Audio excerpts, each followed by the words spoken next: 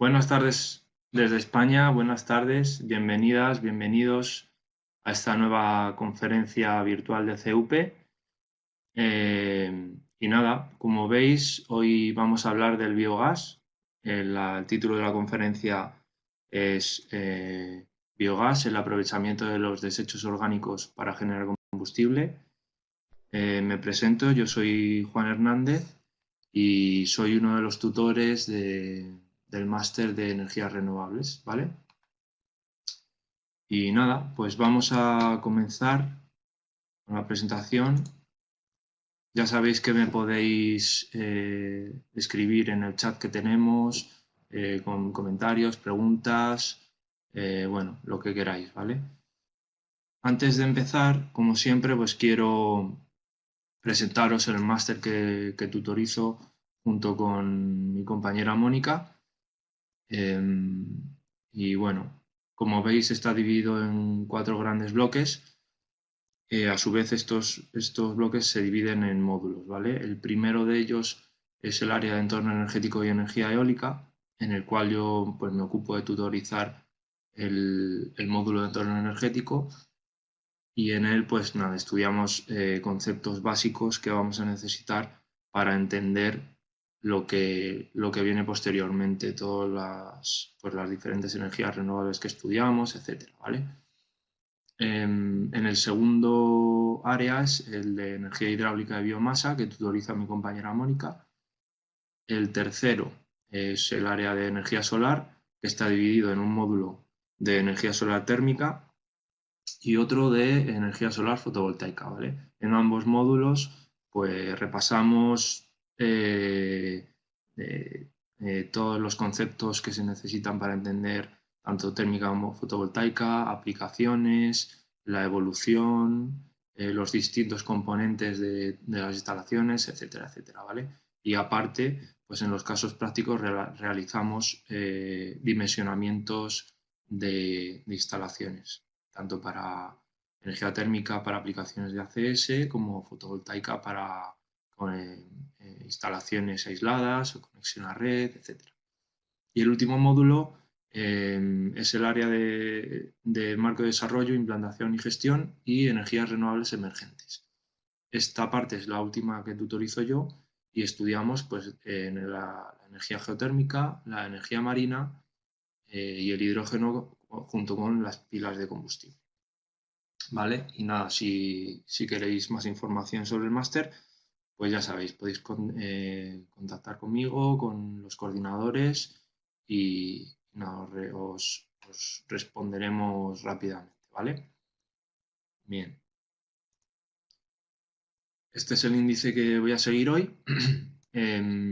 Voy a hacer una pequeña introducción, como siempre, y después voy a hablar del biogás, de pues, conceptos básicos de qué es el biogás, qué residuos se emplean para generarlo, cómo se genera mediante la digestión anaerobia, qué componentes se generan que no deseamos y que luego tenemos que eliminar y qué usos se le da al biogás.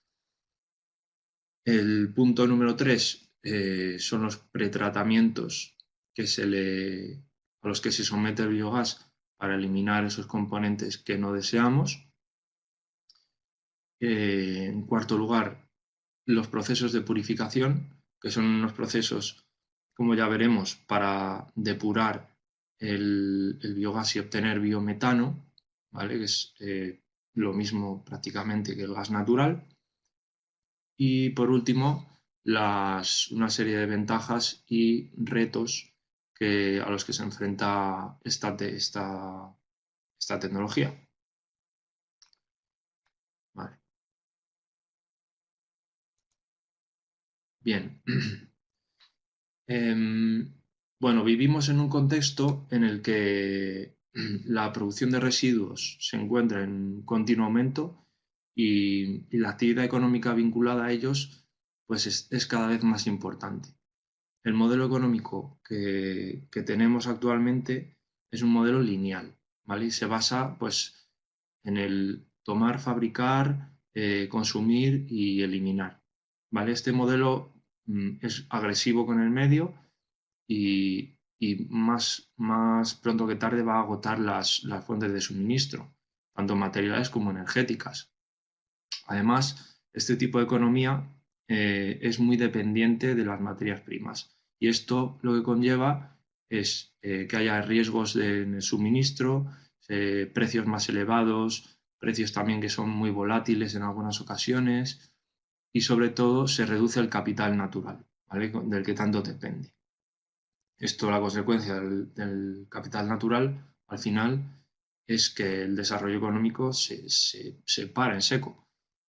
¿Vale? Por tanto, es necesario iniciar una transición para pasar de ese modelo de economía a un modelo de economía circular, que es aquella en la que se maximizan los recursos disponibles, tanto los materiales como los energéticos, para que estos permanezcan el mayor tiempo posible en el ciclo productivo. Así, de esta manera, pues se extraen las materias primas, luego se fabrican productos y de los residuos generados se recuperan materiales y sustancias que posteriormente se reincorporan siempre de forma segura para la salud humana y para el medio ambiente, se reincorporan de nuevo al proceso productivo, ¿vale? Por tanto, una de las claves para dirigirnos hacia ese modelo es pues encontrar formas de gestión y aprovechamiento de esos residuos. Y aquí es donde entra en escena el biogás, ¿vale? ¿Y qué es el biogás? Bueno, pues el biogás es un compuesto, un gas compuesto principalmente por metano y dióxido de carbono, aunque tiene muchos más componentes, pero principalmente son estos dos. Y están en proporciones variables dependiendo de la materia orgánica a partir de la cual se generan, ¿vale? El biogás se produce por la fermentación anaeróbica de esa materia orgánica. Anaeróbica quiere decir en ausencia de oxígeno, y es una fermentación que se produce a lo largo de varias etapas y en la que intervienen una población heterogénea de microorganismos, ¿vale? Los procesos anaerobios de descomposición biológica que permiten producir este biogás a partir de materia orgánica suceden tanto en vertederos como en reactores cerrados que se llaman digestores. Por un lado, en los vertederos, lo que se suele hacer es, bueno, no se suele hacer, pero cada vez más se capta ese biogás para, por un lado, mejorar las condiciones de seguridad del vertedero y, por otro lado, aprovecharlo energéticamente, ¿vale? Como ya veremos, normalmente mediante la cogeneración. En el caso de los digestores, pues lo que se hace es alimentar los digestores con la materia orgánica, se mantienen unas determinadas condiciones de operación en las que son clave parámetros como el tiempo de residencia, la temperatura, el pH, etc. Para maximizar la producción de biogás en estos digestores, se suele recurrir a mezclar distintos tipos de sustratos, ¿vale? Esto es lo que se llama cogeneración. Pero siempre no se pueden mezclar sustratos ahí sin ningún orden. Hay que tener cierto cuidado para que esa mezcla permita que los procesos biológicos transcurran sin inhibiciones, ¿vale? Porque es verdad que determinados componentes lo que pueden hacer al final es inhibir la acción de los microorganismos. La digestión anaerobia, como he dicho, se desarrolla en múltiples etapas, en las cuales las fases principales son la hidrolítica fermentativa y la metanogénica, ¿vale? En esta última es en la que se transforman los productos finales en metano y dióxido de carbono mediante las bacterias metanogénicas, que son bacterias anaeróbicas estrictas. Es decir, para crecer estas bacterias, para crecer en la superficie de un cultivo, necesitan una atmósfera libre de oxígeno, cero oxígeno, ya que es un elemento que es tóxico para ellas, ¿vale? En cuanto al tipo de sustrato que se digiere por parte de los microorganismos, influyen en gran medida en el rendimiento y en la composición del biogás que vamos a obtener, ¿vale? Porque este biogás, pues, decimos que principalmente está compuesto por metano y dióxido de carbono, pero puede tener hasta 500 compuestos orgánicos menores. La mayoría de ellos, como trazas, pero bueno, están presentes, ¿vale? Y como digo, para que la producción de biogás sea máxima, es preferible utilizar sustratos pues, que sean ricos en grasas, en proteínas, hidratos de carbono, ya que su degradación conlleva la formación de cantidades importantes de ácidos grasos volátiles, ¿vale? Que son los precursores del metano. Bien,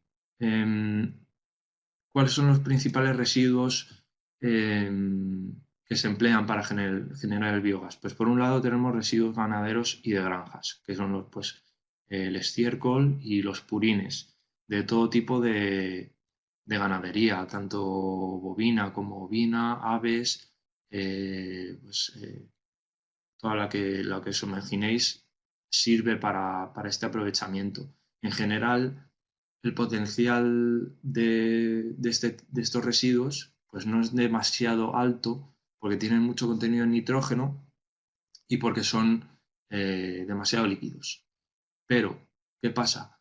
Que debido a su potencial como contaminantes de suelos, debido también a que son muy abundantes y debido también a que no hay muchos tratamientos eficientes para su valorización, pues al final son uno de los principales recursos para generar biogás. ¿Vale? ¿Qué usamos también? Residuos agrícolas procedentes de cultivos de consumo, de cultivos energéticos o de generación de materias primas para la industria alimentaria. También en función de la carga orgánica que tienen, pues generan gran variabilidad en el potencial del biogás. Residuos de la industria alimentaria. Pues residuos del procesado de materias primas animales y vegetales, como son la industria láctea, la industria cervecera, las conserveras, las azucareras. Todas ellas producen residuos que tienen alta carga de materia orgánica y son muy adecuados para el aprovechamiento energético. En función siempre del residuo que estamos utilizando, pues va a ser necesario utilizar un pretratamiento u otro, ¿vale? También utilizamos residuos de matadero y residuos pesqueros. Son dos de los residuos con mayor potencial para generar biogás. Los lodos de depuradora también. Todos los tratamientos de depuración de aguas generan unos lodos que son muy apropiados para la digestión anaerobia. De hecho, pues cada vez hay más estaciones depuradoras de aguas residuales que instalan digestores para, con los lodos que ellos mismos generan, generar o producir biogás y autoabastecerse después con el aprovechamiento térmico que se produce con ese biogás utilizándolo en una unidad de cogeneración, ¿vale? Cada vez son más. Residuos de plantas de biocombustibles también, especialmente las de biodiesel, en las que se generan grandes cantidades de glicerina, que es uno de los residuos con mayor potencial. Y por último, la fracción orgánica de los residuos sólidos urbanos, de los residuos que generamos en casa. Hay gran variabilidad en el potencial de estos, ya que dependen en gran medida de las operaciones de separación que se realiza en los centros de tratamiento, ¿vale? Bueno, finalmente, ¿qué tenemos en los digestores? Tenemos un gas, una mezcla de gases con estas proporciones. Puede haber muchos más compuestos, pero fundamentalmente son los que aparecen en la tabla. Y las proporciones, pues bueno, siempre variables, pero como veis, pues metano y dióxido de carbono, con proporciones entre el metano entre un 45 y un 75, esto siempre estamos hablando sin purificar, y el dióxido de carbono entre un 25 y un 55. Que hay casos en los que se puede salir de esos márgenes, pero bueno, no es lo habitual. Y después pues podemos tener monóxido de carbono, nitrógeno, hidrógeno, sulfuro de hidrógeno, que como ya veremos es un compuesto que siempre hay que eliminar, el amoníaco, puede haber oxígeno, los siloxanos, bueno, en fin, se pueden generar, como ya he dicho antes, hasta 500 compuestos, por lo que no es imposible ponerlos todos, ¿vale? ¿Cuáles son los componentes no deseados? Bueno, este biogás crudo, para poder utilizarlo y evitar daños, pues fundamentalmente en motores, daños como corrosión, como abrasión de piezas, tenemos que someter el biogás crudo, como digo, a un pretratamiento y normalmente posteriormente a un proceso también de depuración. El vapor de agua lo que hace es disminuir drásticamente el poder calorífico del biogás, por lo que en consecuencia afecta al rendimiento energético de todos los equipos que lo utilizan como combustible. Y además también lo eliminamos para evitar que se acumulen condensados, que se formen ácidos que puedan causar corrosión, ¿vale? Los hidrocarburos halogenados y pesados, fundamentalmente los que contienen cloro y flúor. ¿Por qué? Pues lo mismo, causan también corrosión en los motores que se utilizan para generar electricidad y aparte los hidrocarburos que tienen alto peso molecular en concentraciones elevadas pues también provocan que el motor funcione mal. El sulfuro de hidrógeno que os he comentado anteriormente, es necesario eliminarlo siempre para prevenir corrosión, para evitar que se acumule mucho sulfuro de hidrógeno y llegue a tener o que alcance concentraciones que sean tóxicas para el ser humano. Además, cuando el biogás se quema, pues se forman óxidos de azufre que son venenosos.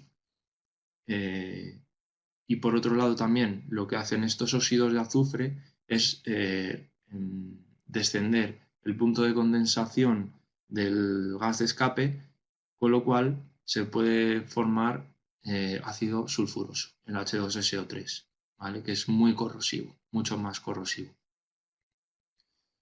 Y por último, los siloxanos. Estos producen daños en los motores también y reducen la vida útil de los motores. ¿Por qué? Por efecto abrasivo en todas las partes internas de los mismos, ¿vale?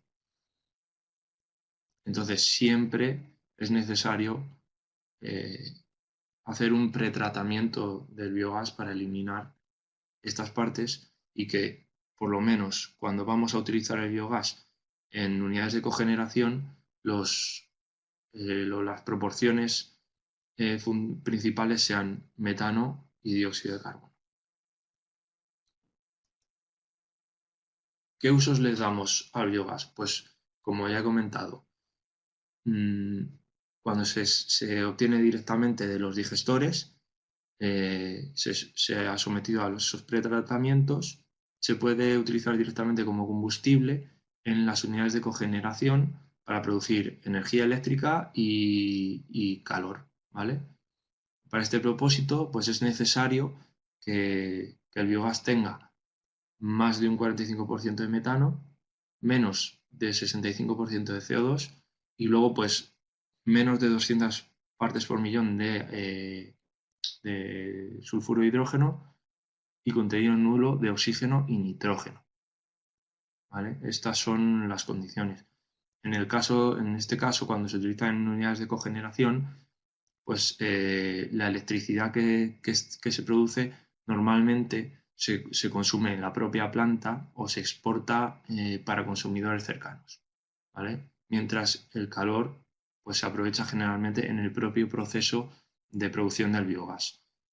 Esto hace pues, que en conjunto se obtenga una producción energética apreciable y que tiene mucho valor porque el coste es reducido y además lo que reporta son ingresos directos, ya que, o más bien ahorros, y además autonomía y seguridad, ya que no vas a depender de los precios de la energía, ¿vale? Perdón. La otra opción para utilizar el biogás es el biometano, ¿vale? Optimizar el biogás para obtener un biometano y utilizarlo como combustible de alta eficacia. Es decir, la optimización lo que es un proceso de depuración que básicamente lo que significa es quitarle el dióxido de carbono a la corriente de biogás, lo que hace que la proporción de metano aumente, normalmente por encima del 96%.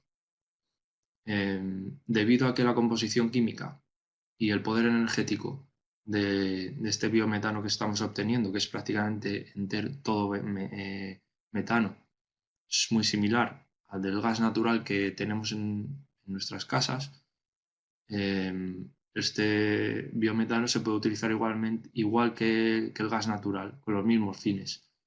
Tenemos dos opciones: o inyectarlo en la red de gas y ser usado como sustituto del gas natural, como digo, o como combustible para vehículos, ¿vale? Vehículos que circulan por nuestras carreteras, cada vez hay más que vienen propulsados o por gas licuado o comprimido, ¿vale? Para que os hagáis una idea del potencial energético del biogás, tengo aquí pues esta tabla, esta comparativa, que compara un metro cúbico de biogás con un contenido de 50% de metano, tiene un poder energético de 4.290 kilocalorías.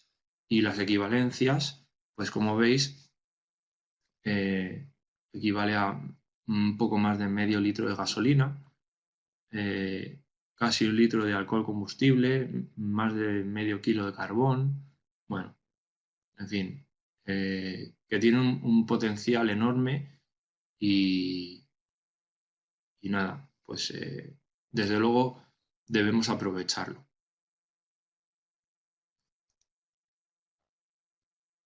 Además, en las plantas de biogás se genera un residuo, pero bueno, es un residuo aprovechable también, ¿vale? Estamos hablando de un subproducto que llamamos digestato.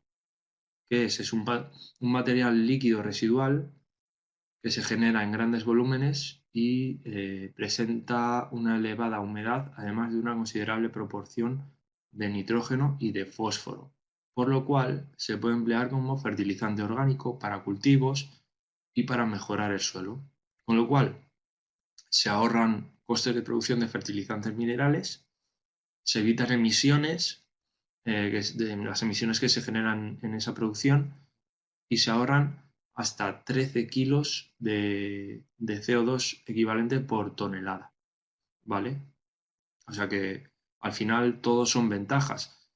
Por ejemplo, en instalaciones que conozco de Inglaterra, pues es muy frecuente ver allí granjas, pues ¿qué te voy a decir? De agricultura normal y corriente, de patata, remolacha, etcétera, que utilizan los residuos para generar biogás, instalan los digestores, instalan unidades de cogeneración para obtener energía, también purifican el biogás, obtienen biometano que inyectan a la red y a su vez tienen un fertilizante orgánico con un potencial enorme para para continuar con los cultivos. Esto es la base de esa economía circular de la que hablábamos al principio, ¿vale? Bien, vamos a hablar ya de los pretratamientos, perdón, de los que os he hablado al principio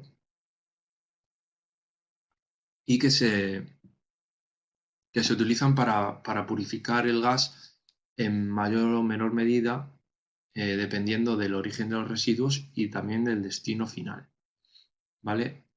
Que especialmente el biogás que se obtiene de residuos sólidos urbanos tienen potencialmente muchos contaminantes que pueden ser difíciles de eliminar. Entonces puede ser necesario combinar distintos pretratamientos con procesos de depuración. ¿Vale? El objetivo de estos pretratamientos, para que lo tengáis claro, es obtener una corriente que tenga metano y dióxido de carbono. Evidentemente no va a ser solo exclusivamente esos dos componentes, pero se busca que si existen otros sean trazas lo más mínimo, lo mínimo mínimo, ¿vale? Bueno, en primer lugar, los filtros de carbono. Estos funcionan como sistemas de absorción de muchos contaminantes y se utiliza principalmente en casos en los que el sulfuro de hidrógeno no es demasiado elevado, ¿vale? Con concentraciones menores a 800 ppm. Tenemos tanto carbón activo, que es el que se utiliza para neutralizar compuestos sulfurados, como carbón virgen, que lo que neutraliza son compuestos orgánicos volátiles, siloxanos, hidrocarburos. ¿Vale? Y según el contenido de estos contaminantes, también se puede añadir una mezcla de estos carbones. Siempre el carbón virgen, no, perdón, siempre antes el carbón activo que el carbón virgen, ya que si no, el virgen inhibe la actuación del carbón activo. Otro pretratamiento es el secado. Teniendo en cuenta que el biogás en origen, en la mayoría de los casos, está saturado en agua, pues los sistemas de secado son prácticamente necesarios en todos los procesos de optimización del biogás. Y hay dos etapas. Una etapa de presecado en la cual se enfría el gas utilizando intercambiadores de calor, tanto de placas como de tubos concéntricos, en los cuales una corriente fría fluye a contracorriente del gas de entrada, ¿vale? Con lo cual se condensa el agua en el biogás y abandona el proceso a través de un tanque de condensación. Así de simple.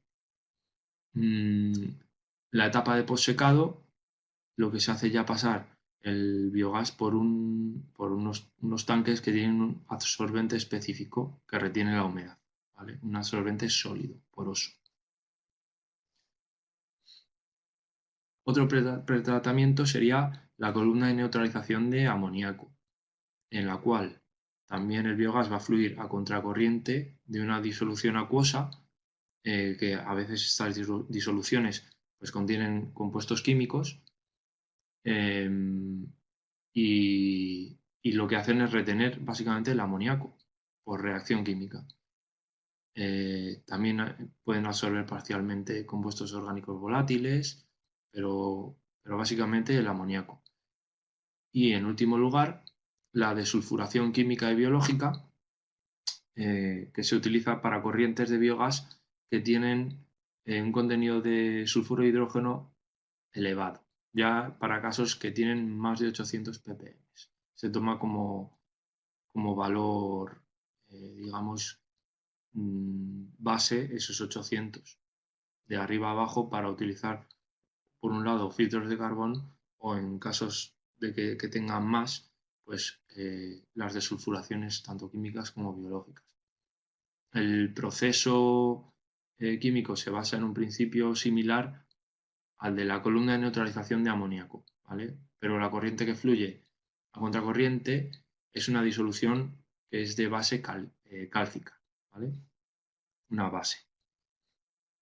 En este caso es importante monitorizar la conductividad y el pH, ¿vale? Para delimitar la capacidad de retención que tiene disponible la base que estamos utilizando, ya que siempre pues, tenemos que regenerarla.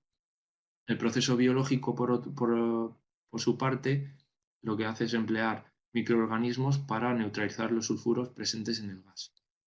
En un tanque, el tiempo de residencia es el factor clave, ¿vale? Porque se pueden inhibir los microorganismos, es decir, los podemos contaminar, entre comillas.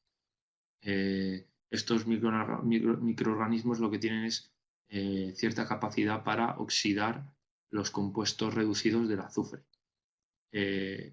La desventaja es que es un proceso lento y en el cual pues, cobra mayor importancia la monitorización del tiempo de residencia para, como digo, favorecer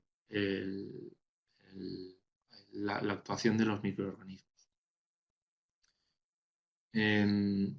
Ahí en la presentación donde veis que pone vídeo, eso es un hipervínculo que os lleva a un vídeo de YouTube, que no hace falta que lo pongas ahora, Javi, pero porque es un poco largo. Entonces, si queréis verlo cuando descargáis la presentación y tal, pues podéis, ya te digo, hacer clic y es un vídeo que explica el proceso de sulfuración biológica, ¿vale?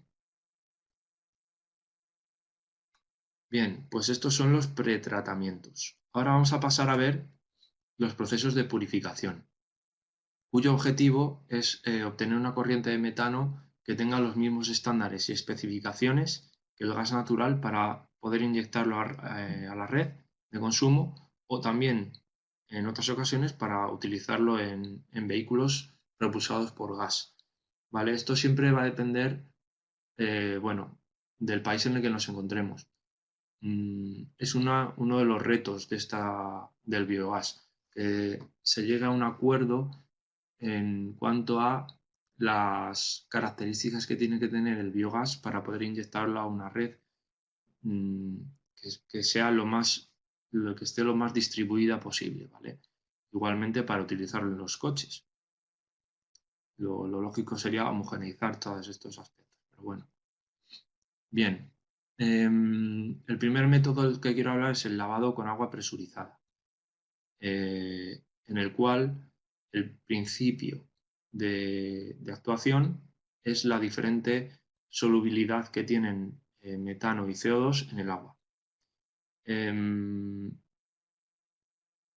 proceso se lleva a cabo pues, haciendo pasar el biogás por unas torres o unas columnas en las que se intenta prolongar el tiempo de contacto entre el agua y los gases para que la reducción sea mayor. ¿Vale? El principio de trabajo consiste en hacer fluir el biogás dentro de la columna en sentido contrario a la corriente de agua. En esta fase lo que ocurre es que el agua interacciona con las moléculas de CO2, se satura y entonces necesita ser regenerado. Por eso, para ser regenerado, hay otra columna o otra torre donde el CO2 y en ocasiones también el sulfuro de hidrógeno que haya presente pasan al aire circundante y se reincorpora el agua al proceso de absorción. De esta forma, normalmente es necesario reponer entre un 10 y un 20% del agua. Las temperaturas para que ocurra este proceso tienen que ser bajas, entre 5 y 10 grados, y también, pues como el propio nombre indica, hay que presurizar el agua, normalmente a unas 17 atmósferas. Por tanto, estas dos condiciones lo que hacen es encarecer los costos de operación y al final hacen que sea una metodología que no es muy eficiente. Pero bueno, ya os digo que existen muchos métodos y variaciones de unos métodos, combinaciones con otros. Al final son tecnologías que están en continuo desarrollo y bueno, es muy difícil hablar de todas en las conferencias. O sea, yo os doy un poco la base más importante y después para dar variaciones pues se utilizan más torres, más presión, menos presión, pero en fin, la base es esta, ¿vale?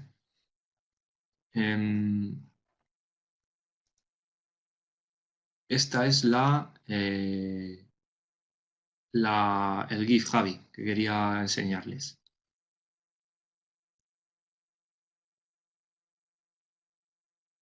Vale. Esto lo que es un esquema del proceso de agua presurizada. Como veis, el biogás está entrando por aquí por la izquierda, se comprime y se lleva a una primera torre. En esa primera torre está entrando agua en sentido contrario a la corriente de biogás que está entrando por abajo, ¿vale? El agua está arrastrando el CO2 y otros compuestos, como he dicho, como puede ser el metano, perdón, el H2S, y lo devuelve a otro tanque donde se depura ese agua para luego regenerarlo otra vez a la otra columna. Y así obtenemos un biometano pues, utilizable para la red de distribución de gas natural o para los vehículos, ¿vale? Nada, ya lo puedes quitar, Javi. Gracias.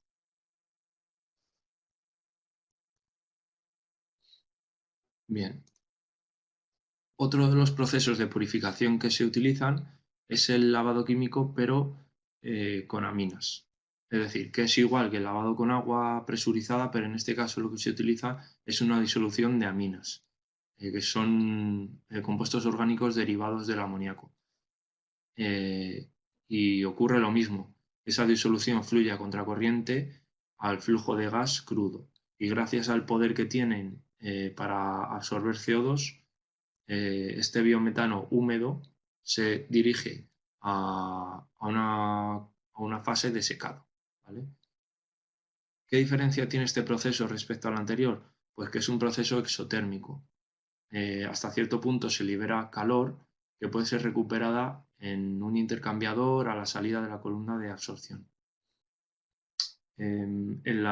Por otro lado, igual que había que regenerar el agua en el caso anterior, ahora tenemos que regenerar las aminas. Y esto también se lleva a cabo en una segunda columna que tiene líneas de bypass en las cuales un flujo constante de la disolución pasa por una serie de intercambiadores y por esos intercambiadores fluye vapor, que es el agente que va a condensar el agua para recuperar las aminas, ¿vale? En este caso no se requieren altas presiones, por lo que el consumo energético no es tan elevado. Sin embargo, en la fase de regeneración es en la que se necesita un aporte de calor para regenerar las aminas, ¿vale? Lo cual pues a veces también es una limitación. Siempre hay que tener en cuenta los costos de operación para ver si es viable o no es viable. Bien. El método de las membranas selectivas para purificar la corriente de biogás. Son membranas, como vemos en la imagen, que están formadas por cientos, miles de fibras huecas no porosas que están hechas de polímeros. La separación del metano y el dióxido de carbono ocurre debido a la diferencia en difusividad de ambos. La estructura molecular del dióxido de carbono permite que la molécula pase a través del material polimérico más rápido que la de metano. Entonces el biogás penetra en estas membranas dentro de las fibras huecas y la separación da como resultado una corriente que es rica en dióxido de carbono en el lado del permeado, en el lado externo a las fibras, y una corriente que es rica en metano en el lado en el que ha retenido dentro de la membrana, ¿vale? La selectividad de estas membranas no es el 100%. ¿Esto qué significa? Pues que al final de una membrana el flujo de metano todavía no es puro, sino que puede tener cierta cantidad de CO2. Por tanto, lo que se hace es disponer más conjuntos de membranas en línea, ¿vale? El proceso final en etapas múltiples lo que hace es permite alcanzar concentraciones de metano de más del 98% de pureza. Este proceso lo que requiere es que la sección de pretratamiento, donde se eliminan tanto el agua como el ácido sulfídrico y otras sustancias, tengan mucha importancia, ¿vale? Además, después se va a comprimir el gas hasta una presión aproximada de 16 bares para optimizar la separación del metano del dióxido de carbono, porque lo que hace la presión es aumentar la permeabilidad de la membrana. Tiene básicamente las ventajas de que no requiere aditivos químicos, no se consume agua, el consumo energético es bajo y es fácil de operar, ya que estas instalaciones se construyen en un soporte en el que está todo integrado en una especie de contenedor. Por lo tanto, da lugar a un sistema que es muy compacto, que ocupa muy poco espacio y se puede transportar fácilmente, ¿vale? Como desventajas, pues la vida útil de las membranas, que ciertamente es algo desconocida, pero bueno, hay que cuidarlas mucho y además también requiere un control exhaustivo de algunos contaminantes, porque pueden reducir la eficacia purificadora de las membranas, ¿vale? Aquí es donde quería que pusieses Javi el vídeo siguiente, el de las membranas. Ese es. Vale. Le puedes quitar el volumen.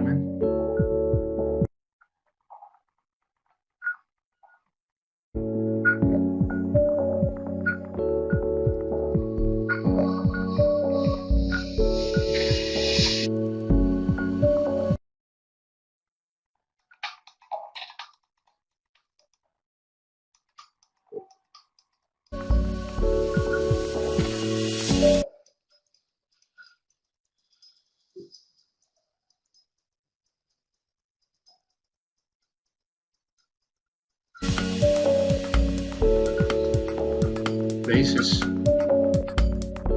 Aquí se ve perfectamente cómo son las membranas, cómo actúan.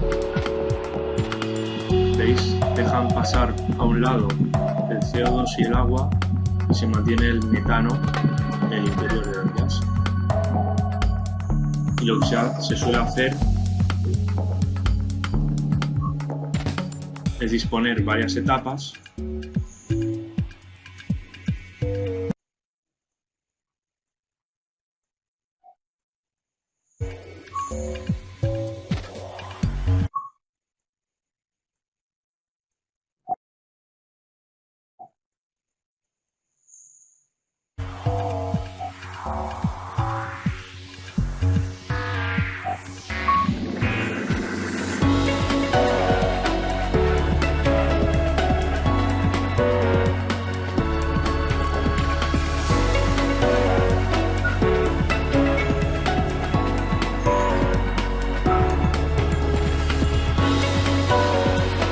Interesante, ¿verdad?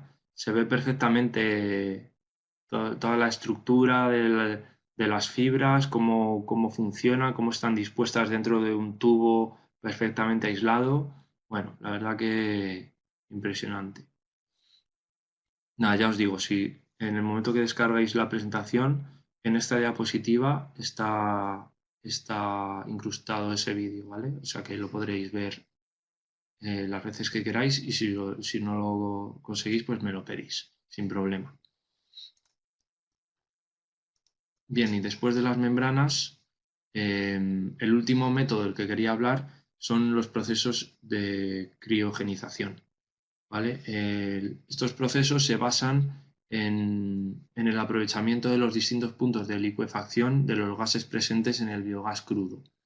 ¿Qué pasa? Que requiere de tantas fases como compuestos clave existen en la corriente de entrada. Es decir,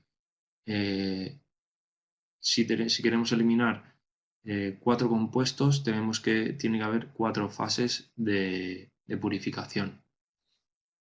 Existe una fase de pretratamiento en la cual el biogás entrante se trata primero con filtros de carbón activado para eliminar el sulfuro de hidrógeno y tras el acondicionado inicial, este biogás se enfría a temperaturas de unos 40 grados bajo cero primero para deshumidificarlo mediante la congelación y descongelación alternas, ¿vale? Se hace con intercambiadores de calor. Los compuestos orgánicos volátiles y los siloxanos se eliminan junto al agua. Después, ¿qué se hace?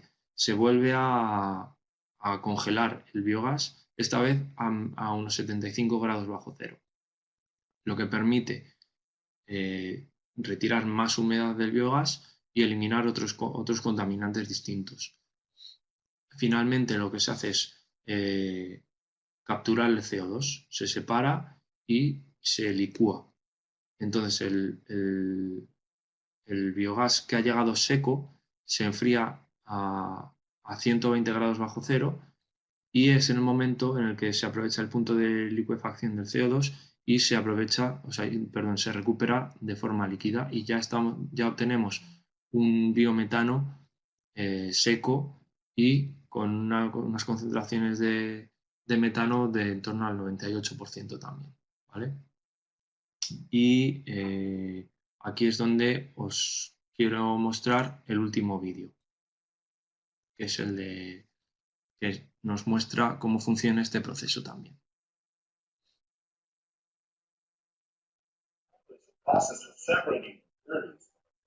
Technology incorporates a process for separating impurities from exhaust gases using a temperature-based system. This system can also be applied to plasma-fired plants.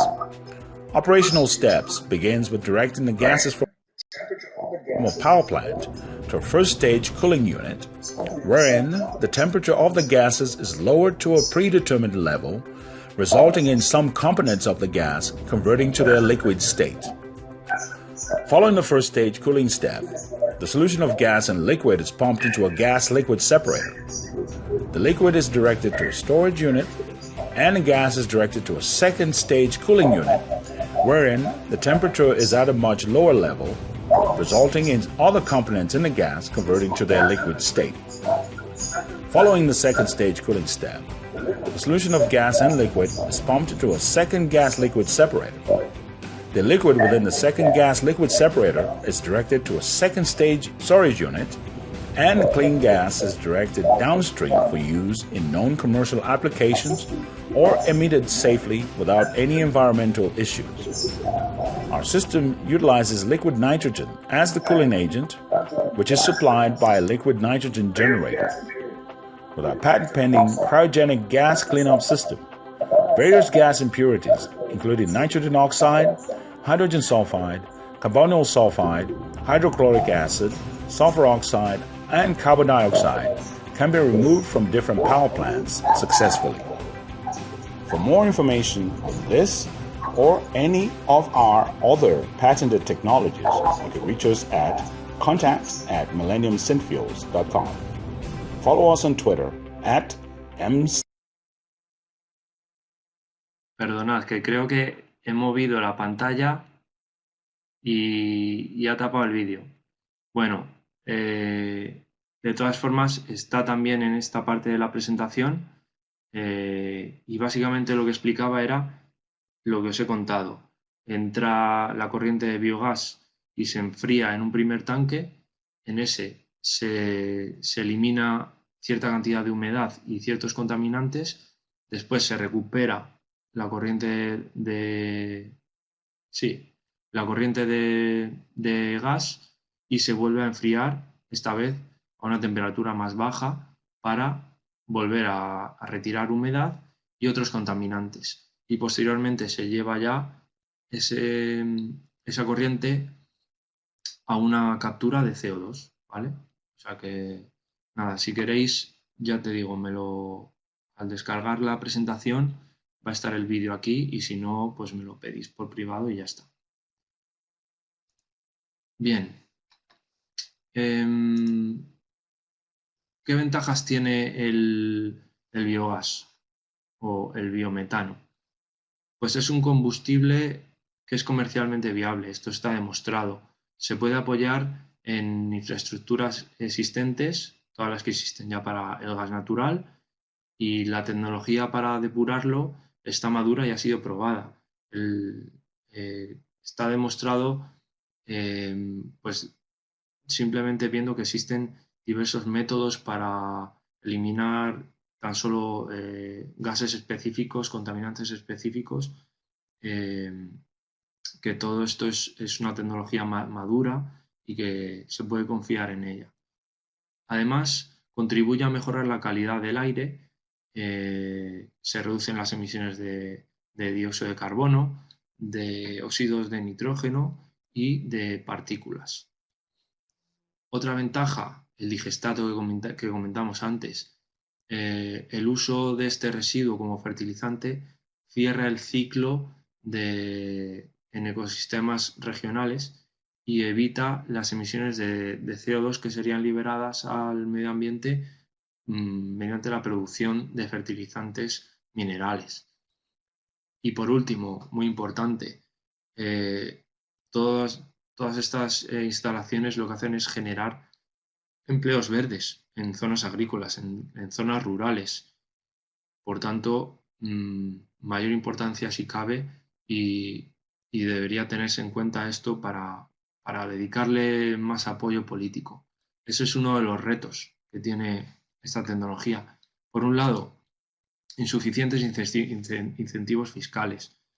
No he profundizado, no he hablado de las inversiones que son necesarias para este tipo de instalaciones, pero obviamente son elevadas. Por tanto, debería incentivarse las instalaciones de este tipo, tanto para el sector de agricultura como para otro tipo de industrias, que recuperen los residuos que generan y los aprovechen, ya que al final es un beneficio tanto para ellos como para el medio ambiente, al final para todos, ¿vale? Un segundo reto, falta de cooperación transfronteriza.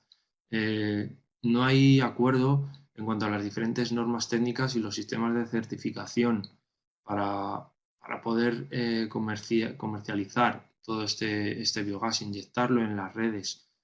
Es el tercer punto del que hablo aquí.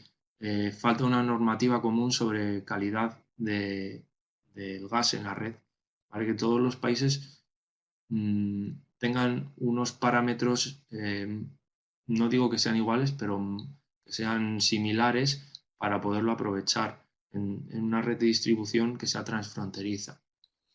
En cuarto lugar, hay una insuficiente infraestructura para combustibles de gas natural, tanto comprimido como licuado, para los vehículos. No sé vosotros, pero aquí en Madrid veo muy pocos lugares donde poder repostar gas. ¿Vale? Cada vez más gasolineras incluyen un puesto, un surtidor de gas, pero todavía es difícil. Y por último, lo que decía al principio, falta de reconocimiento político. A niveles nacionales, solo unos pocos estados han establecido unos objetivos específicos para el biometano. Incluso a nivel europeo, rara vez se menciona el biometano de forma explícita en documentos políticos, en legislación, etc. No es algo que se tenga muy en cuenta.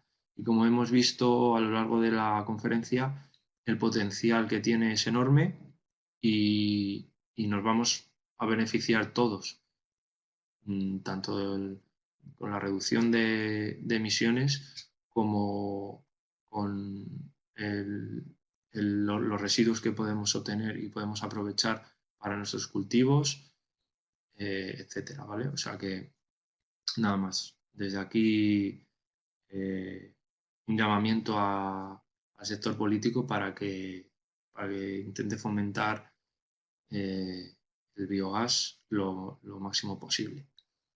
Y nada, aquí en la siguiente diapositiva también os he dejado una serie de enlaces a vídeos de YouTube para que veáis pues algunos ejemplos de instalaciones. La mayor parte de ellos están en inglés, pero bueno, es lo que son los vídeos de mejor calidad que he encontrado. Son algunas instalaciones que gestionan algunos amigos míos en Inglaterra y nada, pues si queréis verlos son bastante interesantes. El de cómo funciona una planta de biogás está muy bien, es un vídeo de 10 minutos me parece que explica todo con muchos esquemas y muchas ilustraciones. O sea que nada, espero que os gusten. Y nada, hasta aquí la conferencia de hoy. Muchísimas gracias por vuestra atención. Y nada, voy a repasar un poco el chat que, que no le he hecho mucho caso, disculpadme, porque me concentro muchísimo y me olvido de prestarle atención a vuestros comentarios. Bueno, saludos a todos los que habéis seguido la conferencia desde México, Perú, Sonora, México. Bueno,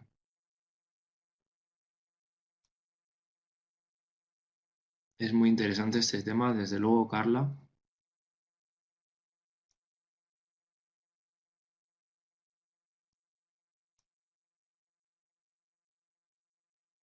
Juan, efectivamente, los residuos de la cría de caballos, que el estiércol de los caballos tiene potencial. Eso es lo que dije al principio. Todos los residuos de ganaderos, purines, estiércol, eh, tienen potencial, pero no tanto como, por ejemplo, los residuos de los residuos pesqueros, por ejemplo, o de la industria cárnica. ¿Por qué? Porque tiene mucho nitrógeno y normalmente se mezcla con los purines y tiene mucho contenido de agua. ¿Vale? Entonces, pues como hemos visto, los pretratamientos al final lo que hacen es reducir el contenido en vapor de agua y el nitrógeno es un elemento difícil de eliminar. Entonces, bueno, se utilizan porque hay mucha cantidad de estos residuos, porque contaminan mucho el suelo, hay que gestionarlos y no es fácil. ¿Vale? Entonces, pues este es un método.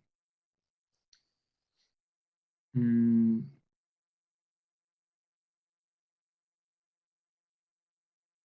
Pregunta de Raúl. Dice, ¿los residuos de una planta de tratamientos de aguas producen biogás? Efectivamente, el lodo de la depuración de las plantas de tratamiento de aguas es uno de los residuos que se aprovecha para generar biogás y además tiene bastante potencial. O sea que sí que se utilizan.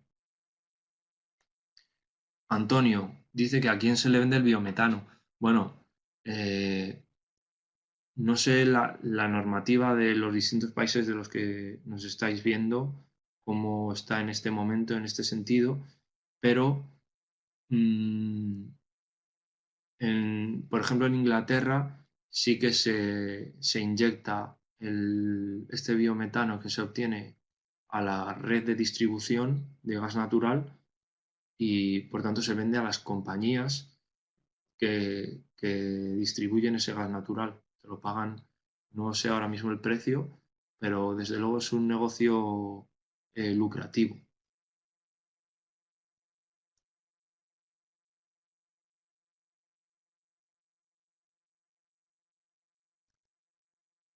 Saludos, Carla, desde Querétaro, en México. Isidro dice que hay que profundizar mucho más en el tema, efectivamente. Da para varias conferencias de este tema. Muchos saludos también para ti, Tania.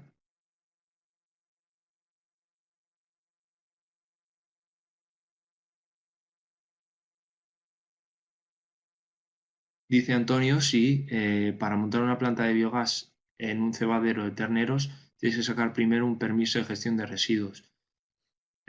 Sí, efectivamente.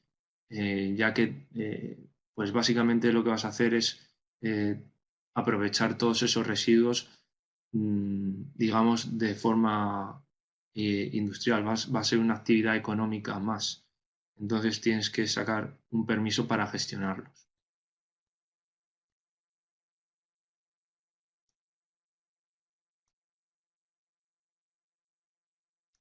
¿Cada cuánto tiempo se le debe dar mantenimiento a estas instalaciones? Bueno, estas instalaciones hoy en día están monitorizadas 24 horas al día, 7 días a la semana, de forma continua, por ordenadores que controlan todos los parámetros de presión, las temperaturas, el pH, todo está monitorizado por ordenadores. En el momento en el que hay un parámetro que sale de determinados márgenes, salta una alarma y siempre hay operarios que están en las instalaciones para ver qué está pasando, si hay alguna válvula que ha fallado o, bueno, cualquier problema lo resuelven in situ.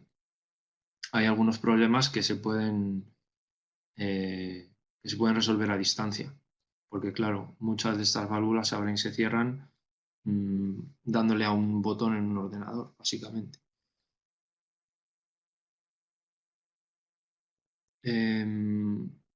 Antonio pregunta quién otorga los permisos para poner en marcha el proceso. Desconozco, la verdad, cómo funcionan en España estos permisos, ¿vale? Si quieres más información, ponte en contacto conmigo. Mira, mi correo está aquí en esta diapositiva y, y ya pues investigamos más sobre esto, ¿vale?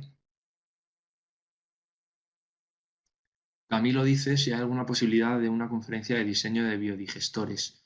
Bueno, mmm, lo puedo estudiar, voy a estudiarlo, ¿vale? Para ver si próximamente podemos organizar una. Me lo voy a apuntar para, para comentarlo, ya que, mira, en esta conferencia quería haber invitado a un amigo que es experto en el tema y, y bueno, ¿por qué no podría invitarle en otra ocasión y hablar de esto, ¿vale?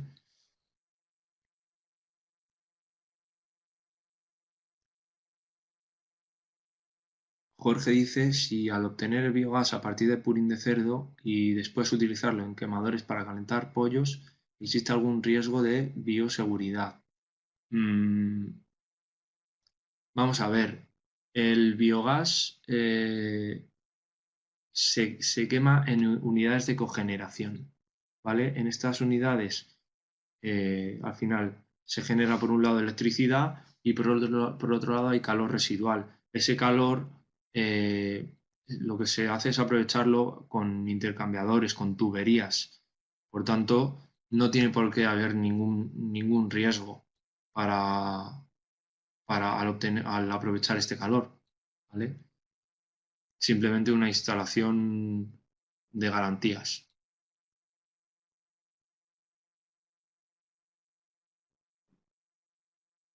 Wilder, no te sé dar ahora mismo un dato de cuánto cuesta una instalación pequeña de biogás, para una planta de biogás. Realmente, para un hogar, no conozco ninguna instalación en hogares para gestionar los residuos que hay en un hogar, porque son muy pocos. Entonces, no creo que sea rentable, ¿vale? Hacer una inversión en esto. Además que también se requiere cierto espacio para los digestores, para compresores, puede haber todos los sistemas de pretratamiento, de purificación. O sea, no es rentable a nivel de un hogar.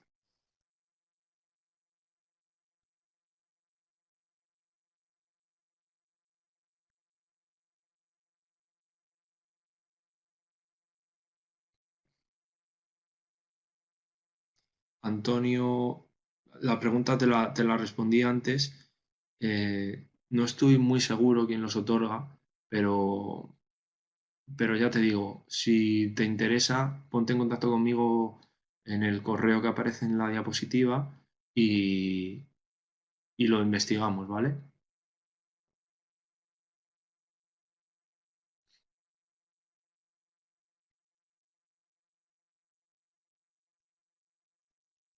Bueno, pues nada, daros las gracias por por haberos conectado a esta conferencia de CUP una vez más, por haber aguantado, y nada, espero que os haya gustado, que haya sido interesante. Perdonad también una vez más el problemilla que hemos tenido con el vídeo, cuando lo hemos tapado sin querer. Y nada, recordaros que podéis descargar la presentación, ya os ha dicho Javi, que podéis pedírsela, y si queréis algún vídeo más o cualquier cosa, pues ahí tenéis mi correo para contactar conmigo.